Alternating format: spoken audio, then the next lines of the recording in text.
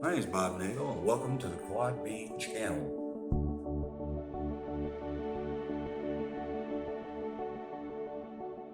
September 4th. There are no gold rays of sunshine this morning. Cloudy, rain, I guess.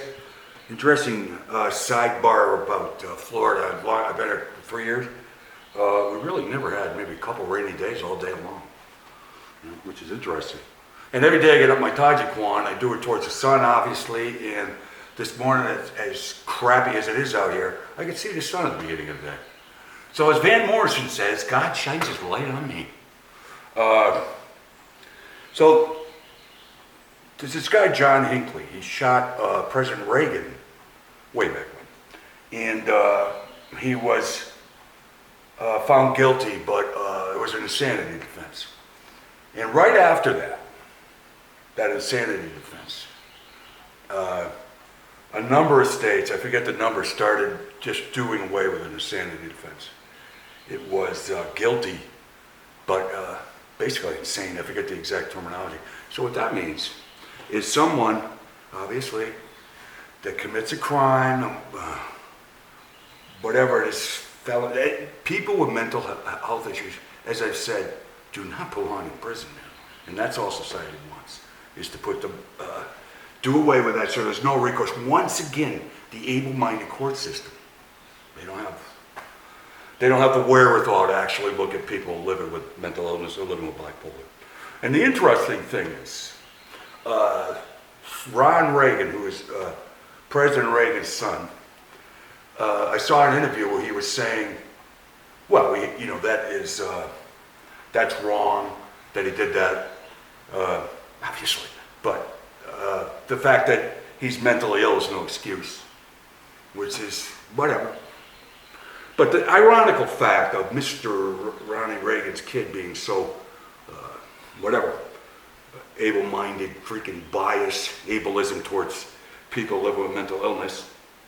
The ironical fact is his father, as I said in my Trinity Trepidation, I believe, he's the one who repealed the Mental Health Systems Act, which was, I think, instituted to kind of alleviate the onslaught of people going with all this going out on the street when they deinstitutionalized.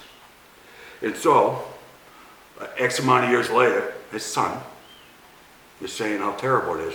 Well, it was his goddamn father that did it. Whatever, right? And the thing, I looked at some video of our Mr. Hinckley, and they say he is in full remission. And what I've seen is he doesn't do interviews because he can't. He has, part of his stipulation for parole is medication adherence. So that medication adherence is full remission. And I've seen him walk, man. That's a stumble outdoorsy freaking walk is what that is. And I guess it's a way to get out. You know, and the people were protesting when he got out. I can see that aspect, but still, there's no defense. It's just so cruel. It's just so ableist. Not him in particular, but everyone that gets in that situation ends up in prison. Like I said, I worked here, man. You don't want to go to prison when you're mentally ill. There's no freaking resources there, man. It's horrible. You freaking use, you abuse, anything. Where they see a weakness, criminals, convicts, they're going to exploit that. So let's not put them anywhere but prison. Let's forget about everybody that's living with mental illness that unfortunately might commit a crime beyond their rationale, beyond their cognitive, over their cognitive impairments. Yeah, that's bullshit, man. I don't know. This is bullshit. The more I look into this, everything is just fucking ableism, man. Mad power. There is no rainbow until the rain.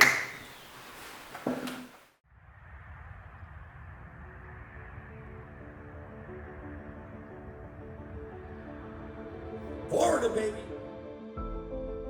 My name is Bob Nagle, and welcome to the Quad B channel. I'm committed daily to doing a bipolar video journal, chronicling what it's like living with bipolar. All bipolar experiences are individualistic. And once again, all mine are an individual. This is a video introspection. I'm hoping to look back on this after a year, engage where my moods were, and maybe find an answer through my own intriguement.